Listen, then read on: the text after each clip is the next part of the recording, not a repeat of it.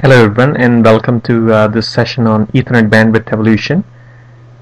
This is brought to you by Intuitive Classes. This is going to be a pretty interesting one slide that I want to talk to you about, and it's going to be explaining to you how Ethernet is evolving, how quickly it is moving forward.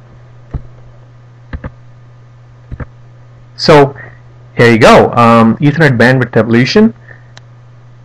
Let's look at how Ethernet has evolved over the years, and starting with the initial invention of Ethernet in 1973, which was about 2 Mbps or thereabouts speed, and in just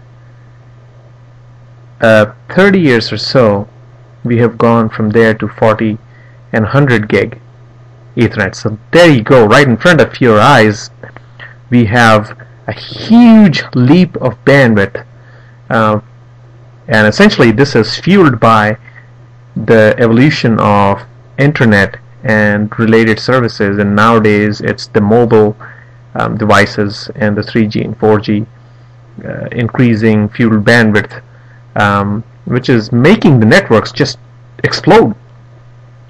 So right after 1973 invention of Ethernet, 12 years later IEEE picked up. In 1985 there is a standardization of Ethernet in 802.3 standard, and then about 10 years from there we see in 1995 that 100 megabits Ethernet comes around.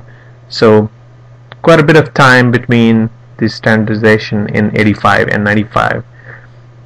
Then following that, in just 3 years we see 1000 megabits Ethernet come out, and with those speeds we also see fiber coming out, and Ethernet moving from copper to fiber. 4 years from there, in 2002, we see 10 gigabit Ethernet come out, and then there was quite a bit of work on 10 gigabit Ethernet. Various flavors of 10 gigabit Ethernet came out, and then eventually 8 years from there we have, in 2010, just last year, we see the 40 gig and 100 gig Ethernet standardized by the IEEE. So there is the brief history of Ethernet. And what is Ethernet? Why is it so popular? I think that's a great topic. We can talk about it in more slides in future.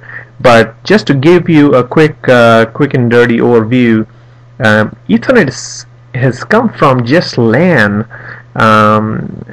based technology to now completely dominate the networking market, and it's because it's easy to operate, it's cheaper, it can be deployed over copper, doesn't require fiber as SONET and other telecom carrier based technologies, TDM based technologies require. So definitely Ethernet is popular because it's easy and cheap, no doubt about it.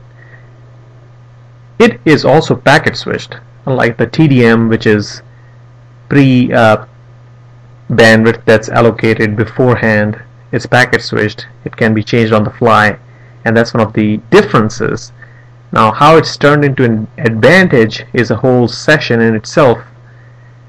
Then you can talk about bandwidth granularity. It's much more granular as compared to TDM based networks like T1, E1 in SONET land, and quality of service was another big advantage of using SONET SDH based technologies, but not any longer. Ethernet is now providing carrier grade technologies that will provide QoS or quality of service.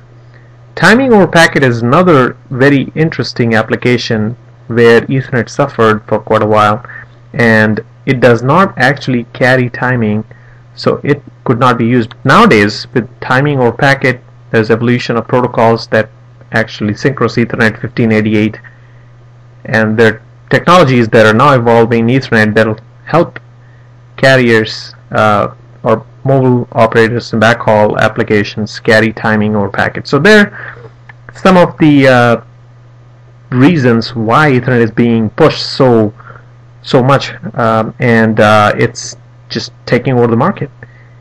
So I hope this session helped you, and we'll definitely follow up with more detailed sessions on topics like timing or packet, bandwidth, granularity, QoS, and how Ethernet will do or fare in future, especially 40 gig, 100 gig, what are the applications, and how much bandwidth actually we need in future.